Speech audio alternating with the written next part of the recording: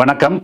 கடந்த சில மாதங்களாகத்தான் தமிழகத்தையும் தாண்டி அகில இந்திய அளவில் அனைத்து விதமான பொருட்களுடைய விலைகள் ஓரளவுக்கு நிலை பெற்று அதிகமாக ஏற்ற இறக்கமில்லாமல் இருந்து வருகிறது. இந்த ஒரு சூழலில் நேற்றைய தினம் இப்பொழுது கேஸினுடைய விலையை 50 ரூபாய் உயர்த்தி மத்திய அரசு அறிவித்திருக்கிறது.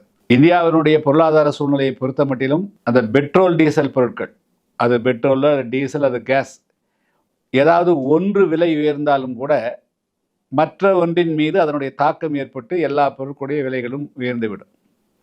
குறிப்பாக இந்த கேஸ் விலை ஏற்றத்தால் குடும்பத்தினுடைய சுமைகள் நிச்சயமாக கூடும். 50 ரூபாய் கூட உயர்த்தப்பட்டாலும் கூட அது 50 ரூபாயும் ஒரு சுமையாக கூடும். ஏன்னா மாதத்திற்கு எப்படி இருந்தாலும் 2-3 கேஸ்கள் யூஸ் பண்ணக்கூடிய சூழ்நிலை வரும். எனவே இதையும் கூட எளிதாக கடந்து செல்ல முடியாது. அந்த வகையில் இப்பொழுது இந்தியா முழுமைக்கு பணவீக்கம் ஓரளவுக்கு மெல்ல மெல்ல குறைந்து அல்லது நிலை கொண்டிருக்கக்கூடிய நிலையில் இந்த கேஸ் விலை உயர்வை மத்திய அரசு தவிர்த்திருந்தால் சரியானதாக இருக்க முடியும். ஆனால் அவர்கள் இப்பொழுது வைத்திருக்கிறார்கள். ஏற்கனவே உலகம் முழுவதுக்கும் இப்பொழுது அமெரிக்காவினுடைய அந்த பல்வேறு விதமான பொருட்களுக்கு உலக நாடுகளில் இந்த விலை வரி விதிப்பின் காரணமாக ஒட்டுமொத்தமான ஒரு மிகப்பெரிய ஒரு சூழல், ஒரு அசாதாரணமான சூழல் நிலவுகிறது. இந்த நேரத்தில் இந்த கேஸ் விலை உயர்வை மத்திய அரசு தவிர்த்திருக்க வேண்டும்.